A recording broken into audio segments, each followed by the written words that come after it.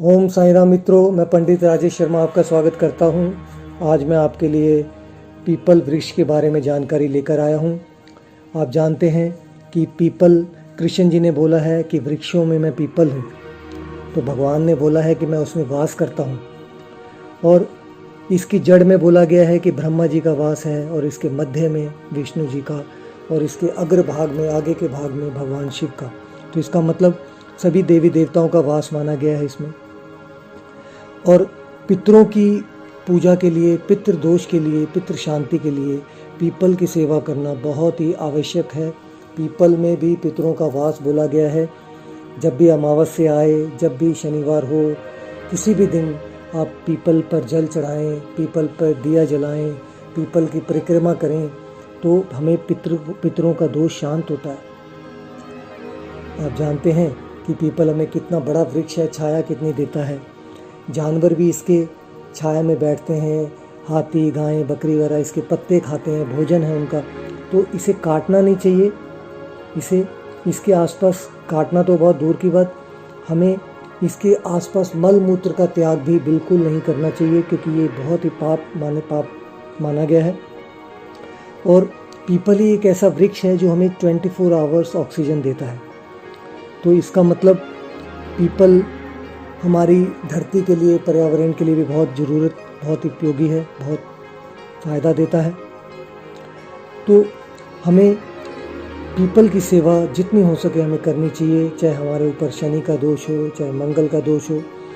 हमें इसकी परिक्रमा करनी चाहिए 7 बार। हो सके तो सूत भी लपेटना चाहिए, ना भी लपेटें तो उस पर जल, दिया जलाना ज़रूर ये करना चाहिए, ताकि हमें पितरों का ब्लेसिंग मिले और हमें सुख शांति हमारे घर में आए।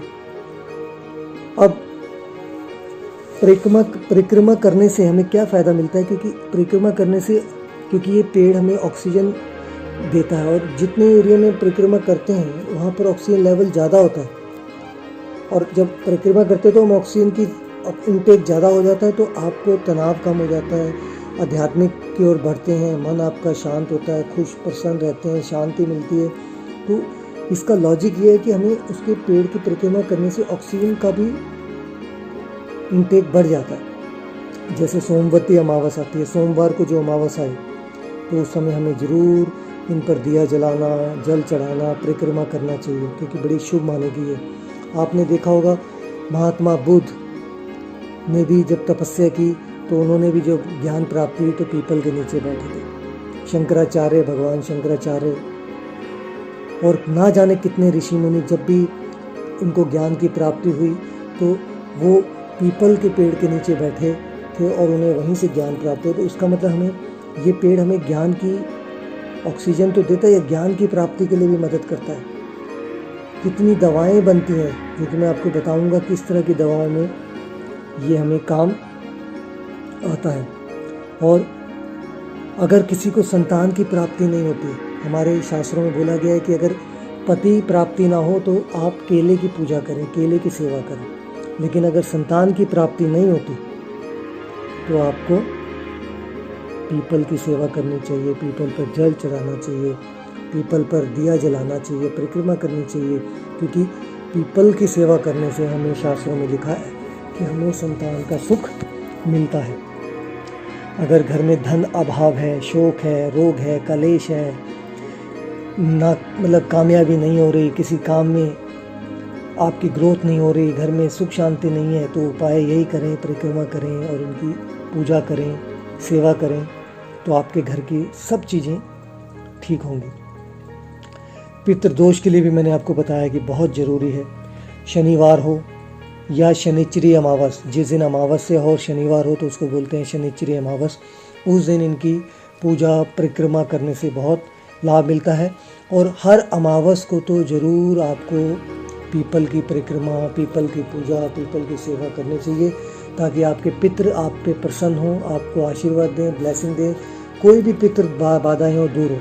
आपने देखा होगा किसी घर में पितृ दोष होते हैं, वहाँ पर कभी संतान नहीं पैदा हो रही, कई बच्चों में शादियाँ नहीं हो रही, कई घरों में 2-2, 3, एक पीढ़ी हो गई शादी नहीं हो रही, कलह कलेश बहुत रह रहा है। संतान की प्राप्ति नहीं हुई, 20-20, 30 साल हो गए, शादियां नहीं हो रही, कई तरह के दोष हैं, घर में कलह कलेश बहुत रहता है सालों साल से, तो इसका मतलब कोई ना कोई पितृ दोष है।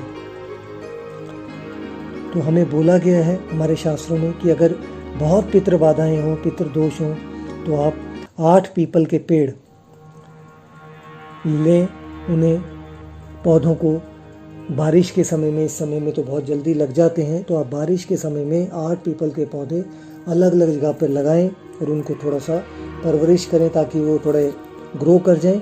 तो आपके समस्त बाधाएं, पितृ दोष, पितृ बाधाएं समाप्त होती हैं। हमारे शास्त्रों में मेंशन्ड है, लिखा हुआ है, तो आप जरूर करें।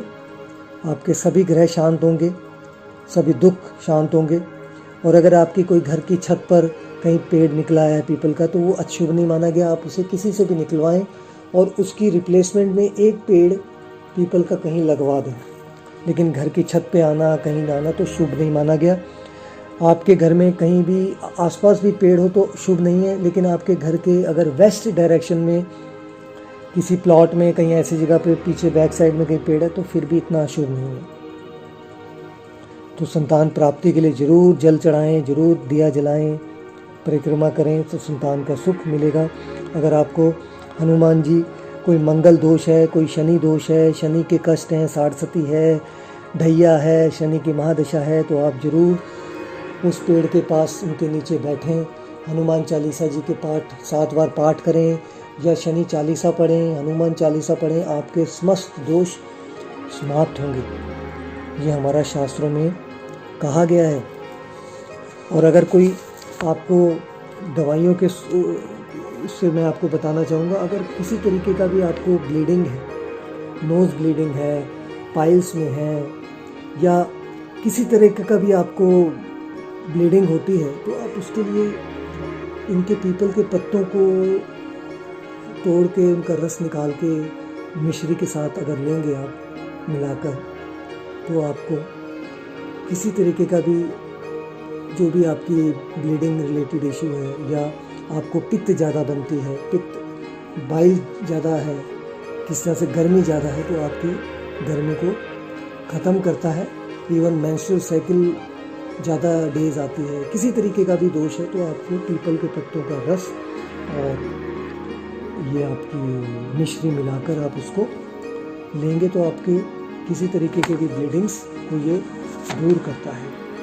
तो आशा करता हूँ कि आपको मेरा ये पीपल के बारे में जानकारी अच्छी लगी होगी। आप प्लीज़ मेरे चैनल को सब्सक्राइब करें और औरों के साथ भी शेयर करें ताकि सबको ये जानकारी प्राप्त हो और सब इसका फ़ायदा उठा सकें।